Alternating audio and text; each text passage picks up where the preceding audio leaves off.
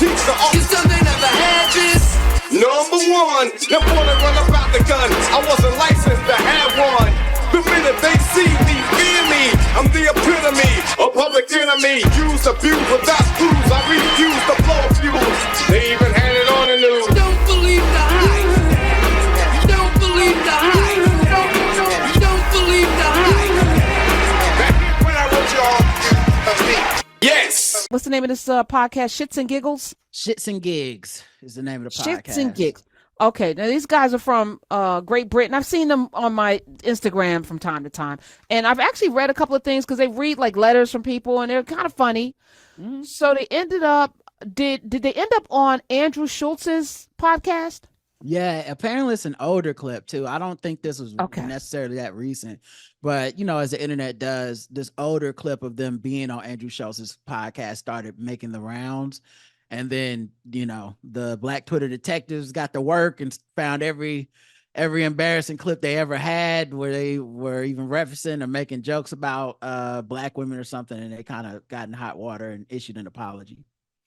Now, I've seen a clip where, because they're from Great Britain, where Black people from Great Britain don't see themselves as Black. Right. So they see themselves as, you know, they're Igbo or Yoruba or they're Jamaican or, you know, like they do not ascribe to being Black, which is why a lot of the actors who come here, you know, we expect them to be Black, but they don't have an affinity towards Blackness. Right. And it kind of gets them, you know, so, or they're cagey with their Blackness. And some know, like John Boyega, they know the assignment. Damson, Idris Elba. They know the assignment, right? They know what to come in, or maybe that's their proclivity as well. So I think maybe they lean that way, which is why they may have more success too. Because, you know, if you don't be down with the Black people, you may not have the kind of career that you. But it hasn't hurt David Oyelowo or what's his name? Chiwetel or Ejiofor. Ejiofor hasn't hurt him any. I guess. Yeah, it's interesting because I don't even know a lot of these actors' stance on race that much. You know, I see like if they get interviewed about having a role as a Black person, they might say something, but I'm not really cataloging it for the most part. And I know it's different just because I listen to podcasts from across the pond, and I can tell by the way they talk is different. But if I'm being fair, there's Black people in America that think it's different than I think it is. Yes. Like, like, they don't really mess with Black people, right? No, like, I mean, prominent Black people, you know. Yes, I mean, but what's Mark Robinson? He said he's a Black Nazi. What do we do with that? What do we do with that? I want to give an example of somebody that I actually like. I think most Black people like, but they have a different stance than I would. Right? I'm not questioning their Blackness, but the voice of God, Morgan Freeman has said stuff about like we shouldn't celebrate Black History Month, and I understand his point. So I don't like, this is not me calling him any levels of questioning his Blackness, but we arrived to different conclusions. What I'm saying, and the way he sees Blackness is different than the way I see it, and I treat people from across the pond like that too. Like, oh, we just see it different. If I walk in the store and they don't treat me well, my first thought is like, because I'm Black. And your first thought might be something like, oh, they don't think I have money. And I'm like, they don't think you have money because you Black. Because you Black, right? Right. So I know I'm a bit different. So that's why I say I can listen to these people, but not agree, but then kind of go, well, that's how you look at stuff. Good luck. Well, these two gentlemen got in trouble because Andrew Schulz is a ishter. I don't really know him, but I know he has a huge following. I guess he's a comedian.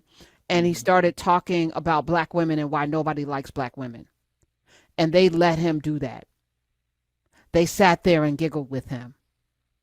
And it was problematic because so they had to they tried to scrub the internet of all of it, turned off all of the comments. Now, here's what's interesting, because it was like nobody likes Black women. Nobody wants Black women. Black women are on the dating apps the least picked. However, when it comes to interracial, because the whole thing was, you know, all the athletes, Black athletes want white women. But the statistics, Roger, is stunning. White women married to Black men have one of the highest divorce rates. So it almost seems as if Jenny, Becky, Amy will marry the black man, let's say a Patrick Mahomes, for example, you know, and I'm not saying that they're ever going to, they may stay together. I don't know. Yeah, I know what you mean. But there's you know, you get your generational wealth, you drop a couple of babies, you have like all the Kardashians, the rainbow of brown, beautiful children with the, you know, that you can parade out.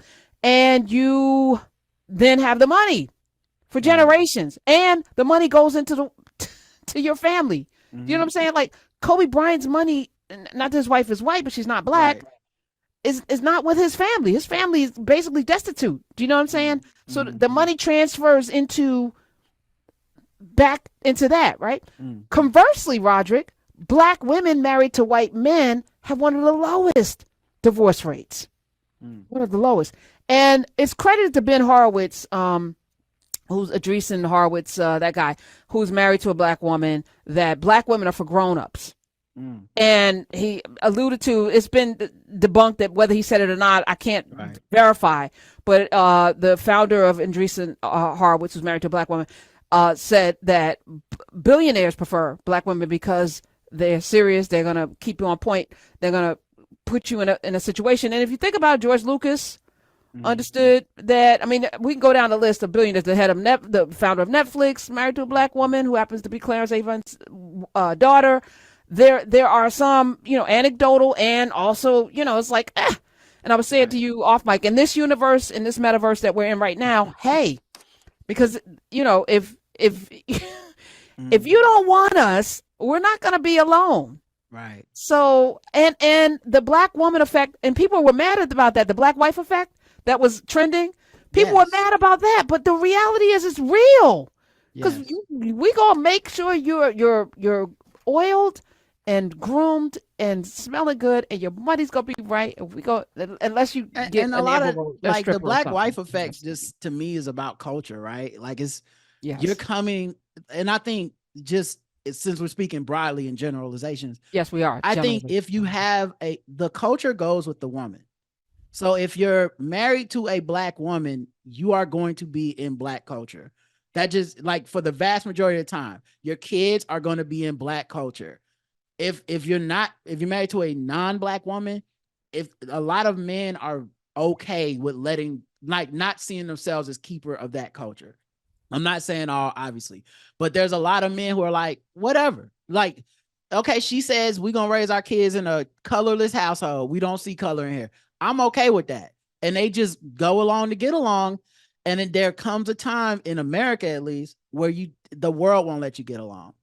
And so your kids are going to have to pick a side, or they're going to be chastised, or they're going to be introduced to this rude awakening that you didn't prepare them for, and that the mom doesn't have the wherewithal or the experience to know that this stuff is happening.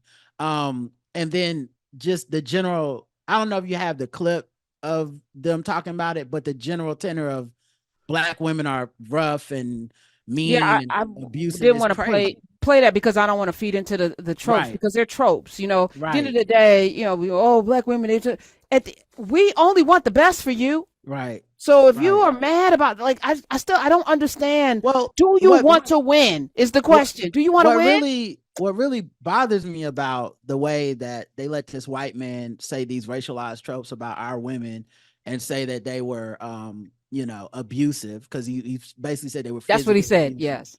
And one, do we really want to get into the stats of race and gender and abuse? Do we really want to get into who's perpetrating that shit? Like, if we're going to start generalizing, we don't want to do that, because violence is very male, period. It's very male centered, and we don't want to have that conversation. And then this idea of like the general tone of black women being like rougher and putting up with less, that is a direct reflection on society, because there's less room to play around if you're a black woman in America. Right. There's less room. And I think what's disappointing, and you know, these brothers aren't from here, and I don't know how they see themselves, but as a black man in America, is disappointing, because to me, that's a failure of our culture in America. As black men, we let a lot of this disrespect slide with each other, and other people that Right. imitate us, like Andrew Schulz, who I think is a pale That's right. imitation of Black culture. He sees that and goes, that's how you are cool. That's what makes you cool. Disrespecting your Black women is cool. He wasn't saying that about white women. I'm sure he said some disrespectful stuff about white women at some point, but in that conversation, it was very pointed towards Black women bad, white women good, and we all laugh about it because it's true. And I think the fact that we let that disrespect slide is why some brothers that ain't from here who are doing an imitation of our heritage, right? They don't, Yes. tell them run to America to imitate heritage. They can't imitate this violence. They not from here. And then you got this white dude who don't go here, who's married to a white woman. And they're both imitating what they think is Black male culture, which is disrespecting Black women. And it's a damn shame that nobody in that room could stand up and say, hey, this is messed up. I'm not even saying you got to hit them. It don't, like, people always had this idea it's got to be some major confrontation. You can check somebody very easily, like, okay, so Black women effect, that's not real. Andrew, where you get your haircut? Because look what you got on. You got a white woman, but where do you get your haircut? Why you got that look about you? Where'd you learn to talk like this? What's up with this slang and the shows you do? What's up with all that? Who put you on? Charlamagne? How you get on? Like, it's like you could have just questioned them right there. Like, who the hell are you to be talking about this? But instead they kind of folded, and I think they were afraid to confront them. Where do they get the info? Like, again, if you've been skating in these rooms and nobody's ever checked you, right? And you come here and you don't really know. And this is, again, this is why I'm saying we're the bridge, Roderick. Right. We're the bridge. We got to build the bridge to normalcy, and I'm here for it. 866-801-8255. And this is not, I don't even want to get into, who's better, but the stats are the stats. Right. White women marrying Black men, high divorce rate. Black women marrying white men, low divorce rate. Mm-hmm. Black people, Black men and women, the highest divorce rate. Mm-hmm. What's the common denominator?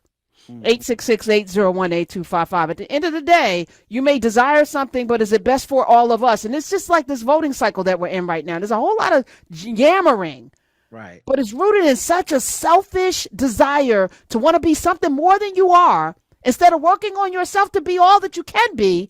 And then you're blaming everybody for why you're not where you're supposed to be. And so you're going to cast a vote for somebody that you hope will make you at least feel good about yourself, instead of actually building the kind of community that we deserve to have. Right. Can we all win? Yes, we can. Building some internal confidence. Because then you wouldn't be looking for it outside from these other sources, these strong men and stuff. And if you had internal confidence, you wouldn't be in that room with that person probably in the first place. But secondly, if you do find yourself in that room, which I'm in quote unquote show business. I understand every room is not a room you get to pick and choose your way in, agents and all these people operate. But if you have integrity, you carry it with you into that room. So when they doing that stuff, you can just be like, bro, no. And just on a cynical level, these brothers got introduced to a lot of America from Black women who shared that's their biggest audience. They shared their clips honestly to tell Black men in America, like, y'all don't have to do all this performative anti-Black women bashing stuff. Y'all don't have to be toxic like this. Look at these two brothers. They're nice. They're friendly. They have good vibes. They're complimenting each other. They're kind of breaking some gender stereotypes and stuff. And why can't we have this here? Because there's no reason only these two guys can do it. And they rose to prominence off of that and clearly took it for granted, clearly did not have Black women as a consideration innately. You see what I'm saying? Like, some people have to work for it. They didn't have it innately, so they let that stuff slide because they whip right past them like a fastball, because to them, Black women aren't on the forefront of their mind. And that's what they got exposed as.